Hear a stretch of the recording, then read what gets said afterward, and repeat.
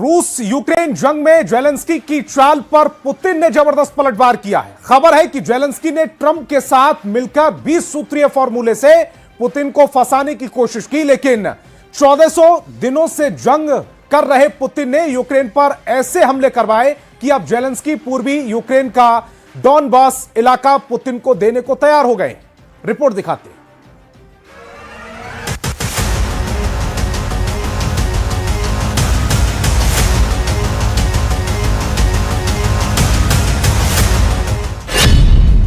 चौदह 1400 दिन बाद हार गए जेलेंस्की, डॉनबास पर अब पुतिन का कब्जा। इस वक्त रूस यूक्रेन जंग ऐसे मौके पर पहुंच चुकी है जहां जेलेंस्की के सामने सिर्फ एक ही रास्ता बचा है, या तो पुतिन की शर्तें मान लें या फिर नए साल 2026 में यूक्रेन पर अब तक का सबसे बड़ा रूसी हमला सहने के लिए तैयार हो जाएं। रूस यूक्रेन जंग को 1400 दिन पूरे हो चुके हैं। 3 साल 8 महीने से ज्यादा की जंग में यूक्रेन अभी तक रूस को अपनी जमीन से खदेड़ नहीं पाया।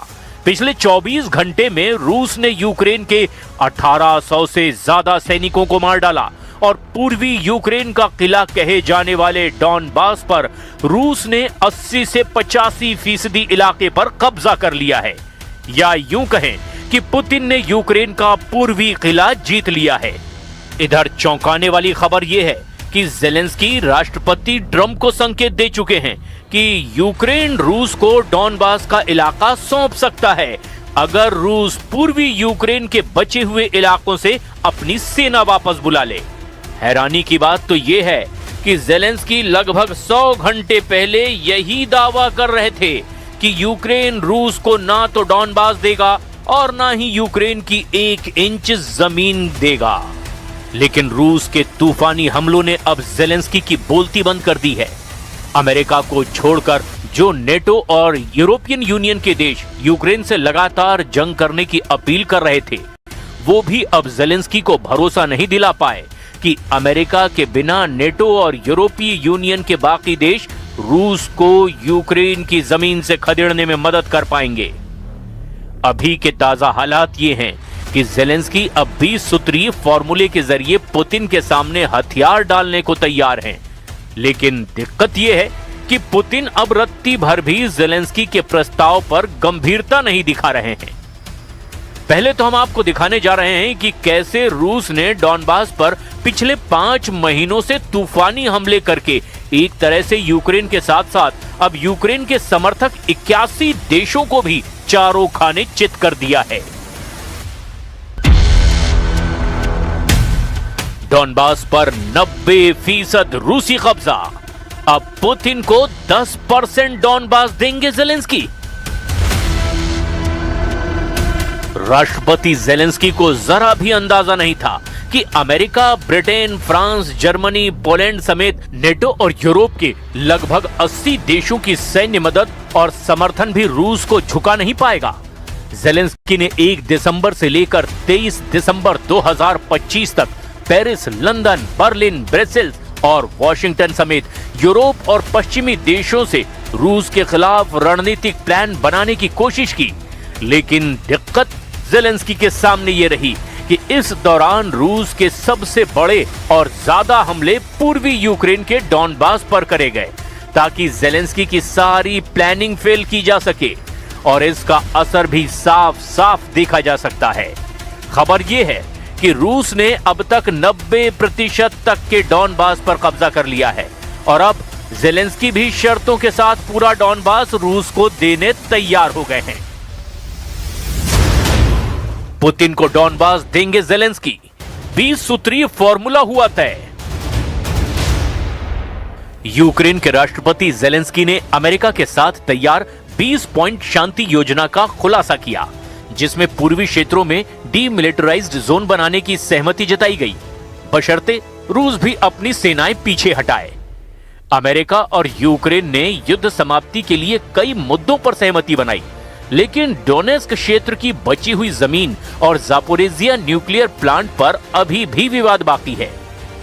यूक्रेन और अमेरिका ने हफ्तों की बातचीत के बाद यूक्रेन शांति योजना का एक संशोधित ड्राफ्ट तैयार किया है। पहले के ड्राफ्ट में वो 28 सूत्रीय योजनाएं थी, जिनके कई बिंदुओं पर यूक्रेन सहमत नहीं था। यूक्रेन का कहना था कि पहले वाली योजनाओं ने यूक्रेन को आत्मसमर्पण की ओर धकेल दिया था, लेकिन अब उसे 20 सूत्रीय फ्रेमवर्क में बदल दिया गया है। यूक्रेनी मीडिया क्यू इंडिपेंडेंट की रिपोर्ट के अनुसार यूक्रेन, अमेरिका और यूरोप के बीच 3 पक्षीय सुरक्षा गारंटी ड्राफ्ट तैयार किया गया। साथ ही साथ यूक्रेन और अमेरिका के बीच एक द्विपक्षीय सुरक्षा गारंटी समझौता भी किया गया। ये योजना युद्ध रोकने, सुरक्षा की गारंटी देने और यूक्रेन के पुनर्निर्माण पर केंद्रित है। अमेरिका ने इस मसौदे को रूस को सौंप दिया है और मॉस्को से जल्द जवाब की भी उम्मीद है। विशेषज्ञों का मानना है कि अगर रूस सहमत होता है तो युद्ध जल्द खत्म हो सकता है, लेकिन क्षेत्रीय विवाद अभी भी बड़ी चुनौती बने हुए हैं। यानी जो ज़ेलेंस्की रूस को यूक्रेन की 1 इंच जमीन भी देने तैयार नहीं थे, वह पूर्वी यूक्रेन का बड़ा इलाका डॉनबास देने को तैयार हैं। बस पुतिन कुछ शर्तें ज़ेलेंस्की की मान लें। लेकिन ताजा खबर यह है कि रूस ने प्रस्तावित क्रिसमस सीज फायर को ठुकरा दिया है, जबकि यूक्रेन, अमेरिका ने इसे शांति की दिशा में सिग्नल माना है। 25 दिसंबर 2025 की ताजा रिपोर्ट के मुताबिक रूस ने यूक्रेन के राष्ट्रपति व्लादिमीर ज़ेलेंस्की द्वारा पेश किए गए नए 20 सूत्रीय शांति प्रस्ताव को उसकी वर्तमान स्थिति में स्वीकार करने से इनकार कर दिया है। क्रेमलिन ने कहा है कि वो इस योजना को वर्तमान स्वरूप में स्वीकार नहीं करेगा और इसमें बड़े संशोधनों की मांग की है। रूस का कहना है कि इस प्रस्ताव में उसकी प्रमुख चिंताओं जैसे नेटो के विस्तार पर प्रतिबंध, यूक्रेन की तटस्थ स्थिति और इन सब का समाधान नहीं किया गया है। रूस ने अग्रिम पंक्ति पर विदेशी सैनिकों की उपस्थिति के प्रस्ताव को सिरे से खारिज कर दिया है। इसके अतिरिक्त रूसी अधिकारियों ने स्पष्ट किया है कि कोई भी समझौता युद्ध के मैदान की वर्तमान वास्तविकताओं यानी कब्जे वाले क्षेत्रों पर रूसी नियंत्रण पर आधारित ही होनी चाहिए। Напередодні Різдва русські вкотре показали, хто вони насправді. Масовані обстріли, сотні шахедів, балістика, кинджали – все було. Так б'ють безбожники, так роблять ті, хто не має абсолютно нічого спільного – християнством і будь-чим людським. Але ми тримаємось, ми підтримуємо один одного і ми молимося сьогодні за всіх, хто на фронті, щоб повернулися живими, за всіх, хто в полоні, щоб повернулися додому. इधर रूस ने क्रिसमस के मौके पर भी यूक्रेन पर हमले नहीं रोके हैं। खबर है कि यूक्रेन ने भी रूस के कई इलाकों पर ड्रोन से हमले की कोशिश की ताकि रूस को भारी नुकसान पहुंचाया जा सके। लेकिन रूस ने यूक्रेन पर बड़े हमले करके ड्रोन और मिसाइल दाग दिए, जिसमें कम से कम 3 लोग मारे गए, कई क्षेत्रों में बिजली गुल हो गई। रूसी सेनाओं ने डोनेस्क क्षेत्र के सेवरस्क शहर पर पूरी तरह से नियंत्रण हासिल कर लिया है, जो क्रामाटोर्स्क और स्लोवियांस्क जैसे किले बंद शहरों के लिए खतरा बढ़ता जा रहा है। रूस ने यूक्रेन के ओडेसा क्षेत्र पर लगातार हमले तेज किए हैं, जिसके बंदरगाह और ऊर्जा सुविधाएं प्रभावित हुई हैं। ज़ेलेंस्की ने इसे रूस की समुद्री पहुंच ब्लॉक करने की कोशिश बताया है। अमेरिकी खुफिया रिपोर्ट्स का दावा, युद्ध नहीं रोकेगा रूस। जबकि दूसरी तरफ अमेरिकी खुफिया रिपोर्ट्स के मुताबिक पुतिन के युद्ध लक्ष्य अपरिवर्तित हैं, यानी उसमें कोई बदलाव नहीं जो उन्होंने मंसूबा पाला है। वो पूरे यूक्रेन पर कब्जा चाहते हैं, भले ही शांति वार्ताएं चलती रहें। रूस ने प्रस्तावित क्रिसमस सीज फायर को भी ठुकरा दिया, जबकि यूक्रेन और अमेरिका ने इसे शांति की दिशा में सिग्नल माना था। यूक्रेन ने रूस के तुला क्षेत्र में सिंथेटिक रबर प्लांट और क्रीमिया में ड्रोन स्टोरेज पर भी हमले कर दिए। रूसी सेनाओं ने 2025 में यूक्रेन के लगभग 1800 वर्ग मील क्षेत्र पर कब्जा किया, लेकिन भारी नुकसान हुआ है। लगभग 3,82,000 रूसी सैनिक मारे गए हैं। यूरोपीय संघ ने यूक्रेन को 90 बिलियन यूरो का लोन देने पर भी सहमति जताई है, जो रूस के द्वारा मुआवजा दिए जाने पर ही चुकाना होगा। ज़ेलेंस्की ने कहा कि शांति योजना में यूक्रेन को नेटो जैसे मजबूत सुरक्षा गारंटी मिलेगी और रूस के साथ नॉन अग्रेशन एग्रीमेंट होगा, तब जंग रुकेगी। लेकिन मौजूदा हालात को देखते हुए रूस यूक्रेन जंग रुकने की संभावना बिल्कुल ना के बराबर है। В переговорном процессе по украинскому регулированию, я имею в виду в переговорном процессе Соединенными Штатами Америки, наблюдается медленное, но верное продвижение вперед. И оно сопровождается, как уже неоднократно подчеркивалось, крайне вредоносными и даже злонамеренными попытками группы государств, прежде всего как раз вот этими западноевропейскими, торпедировать эти усилия, пустить под откос все достигнутые дипломатические наработки. В диалоге с американской администрацией неизменно призываем коллег активно противостоять этому деструктивному процессу. डॉनबास क्षेत्र की वर्तमान स्थिति को लेकर दिसंबर 2025 की ताजा रिपोर्ट के मुताबिक स्थिति काफी तनावपूर्ण और निर्णायक मोड़ पर है।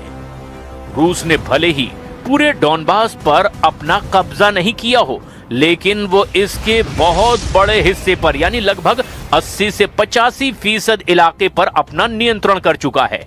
सबसे गौर करने वाली बात यह है कि रूस और यूक्रेन के लिए डॉनबास इतना इंपॉर्टेंट क्यों है। जरा आप गंभीरता से इसे समझ लीजिए। रूस ने अभी तक 100% डॉनबास नहीं जीता है, लेकिन उसकी स्थिति बेहद मजबूत है।